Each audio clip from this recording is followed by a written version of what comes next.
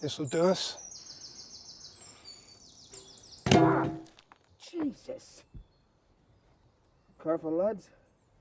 You'll have someone's eye with that thing, you're not careful. Listen here, Mom.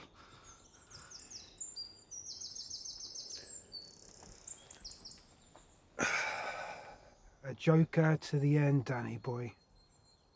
I said that I cry, Mr. Anderson.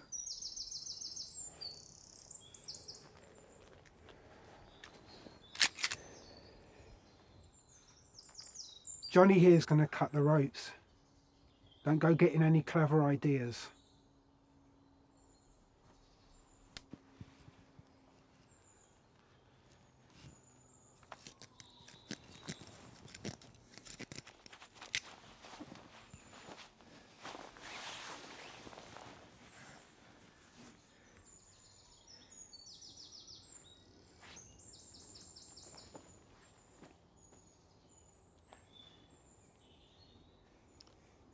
Pick up the spade and start digging. I beg your pardon, Mr. Anderson, but that implement that Johnny just bounced off my head is a shovel. It's not a spade. And what's the difference?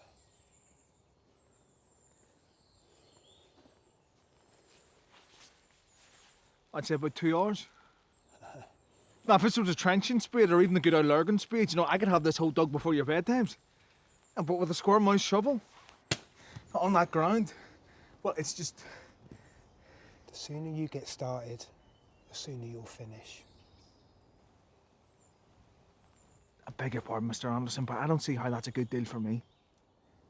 There's room for plenty of holes in this clearing, Danny boy. What height would you say your pretty wee daughter is? There's no need for that, Mr. Anderson.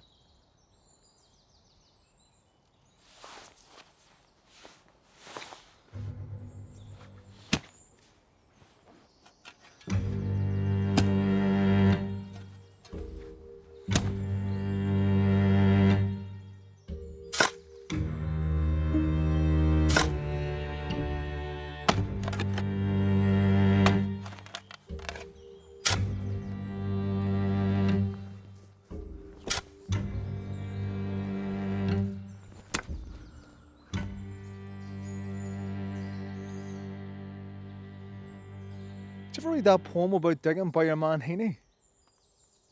I can't say I have. I was never a fan of poetry at school, but I like that one.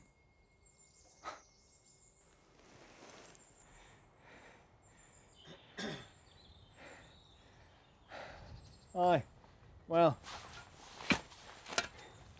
not everyone's a fan of the written word, but a good yarn, that's a different story. Jesus, my old man could tell a story. Petty couldn't tell you how to dig a hole. I don't mind one about digging. But he did have one about a spade. Aye. A magic spade. That's what I could be doing with right now. What say you just use the one you've got?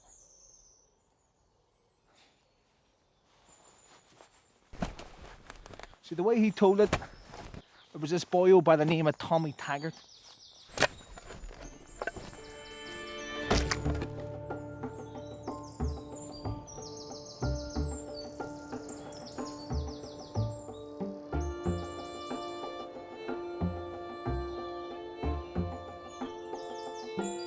Tommy loved fishing and fowling. He never tired of heading out at first light to bag a fat trout or a plump partridge for the pot.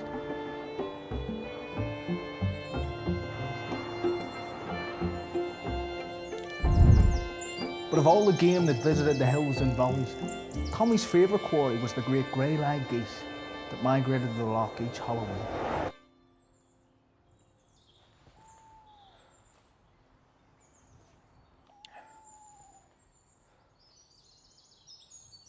All the way from Iceland they'd come, 1,000 miles over land and sea.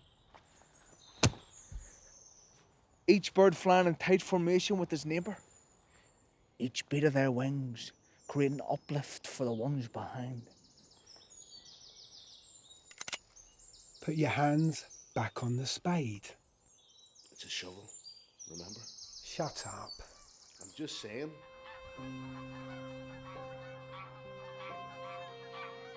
Aye, geese are canny birds. Spend their days far from shore and the dangers of mine.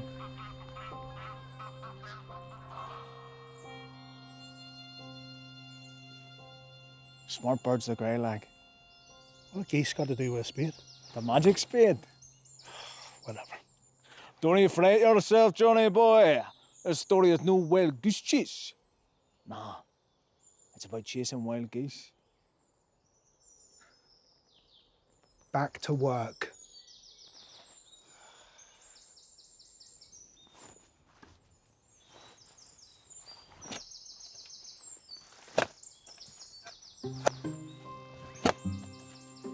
One Halloween morning, when the weather was crisp and clear, Tommy grabs his gun and goes in search of the wily bird. He heads away to the lonely mountain loch, where he'd made a goose hole during the dry days of summer. A goose hole. Aye, a goose hole, dug on the peaty banks of the loch and lined with dry heather, snug as a bug on a rug. Tommy lay hidden in this hole for 3 hours, without sight nor sound of a goose, when a freezing fog blew up from the marshes.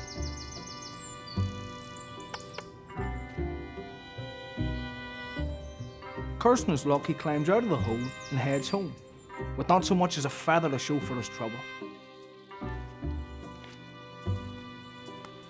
No, he hadn't gone far, but what does he hear? The distant honking of grey-lag geese.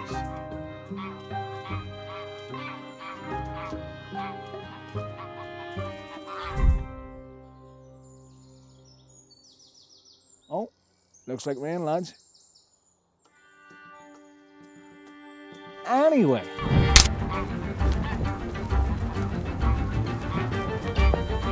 Tommy had a good notion of where they were headed. The wee inlet by Martin Meenan's meadow. Aye, Martin was a rare hunter in his day. But old age makes fools of us all. Still, it's better than the alternative. Tommy took to his heels and fairly flew across the ground. All of a sudden, 4 great geese swooped down right in front of him. Tommy lifts the gun to his shoulder. He's in the perfect position. He's just about in range. And although the light is fading fast, Tommy decides to try his luck. Run! Jesus!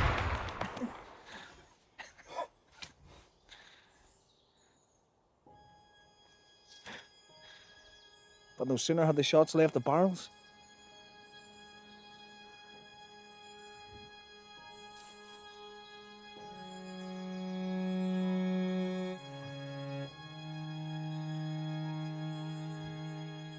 Mother of God, shouts Tommy.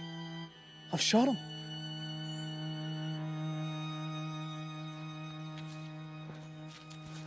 Tommy ran until his lungs were fit to burst.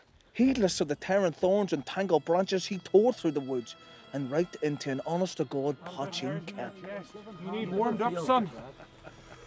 Oh, it's cold. Good. Hit the spot. That'll keep you going. Do it in the day like this. Oh, need it, boys.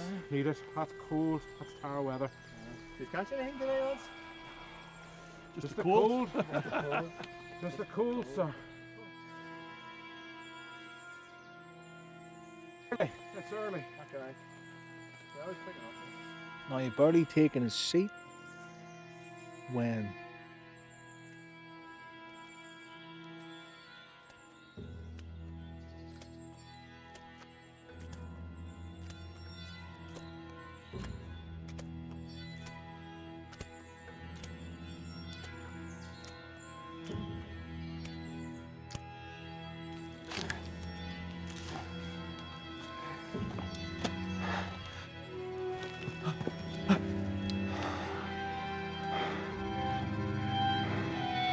Glory be to God!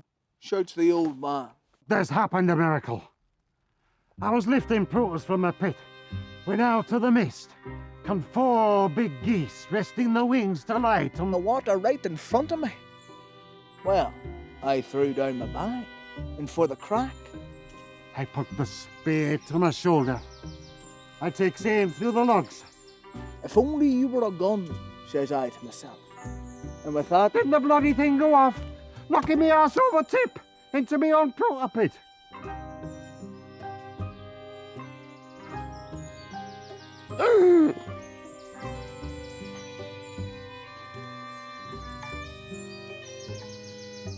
but arms know the clincher, says Martin. Oh no. When I rise to my feet, I makes my way down to the water.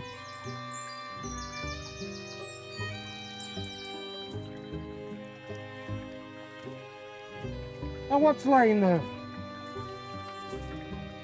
But two grey like geese. Dead as a doornail.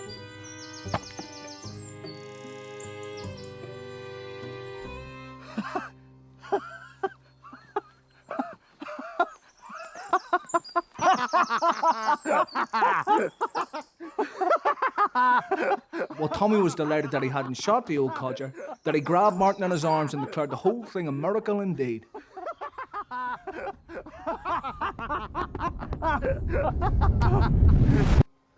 Aye, you say Tommy kept that secret until his dying day. Would be ashamed to ruin such a grand story. And as for Martin and his spade, well, word eventually spread about the Magic Spade, and folk came from far and wide to see the wonderful weapon. Martin, of course, showed it off proudly to all and sundry. See, but well, he was always very careful, never to point at it anymore. Aye, I could really do with Martin Meanan's Magic Spade. Still.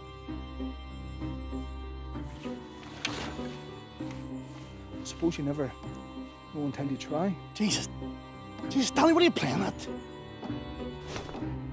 The spade down, Danny. Story time's over.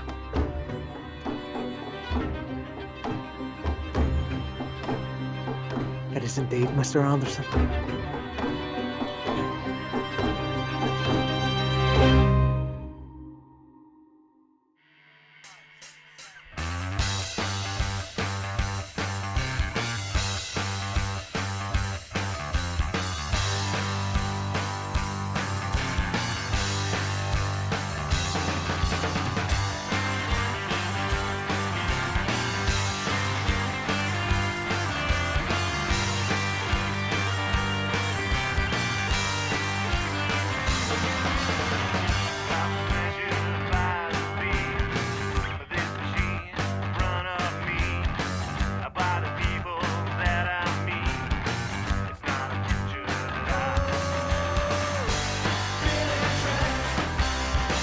Jack's around my door.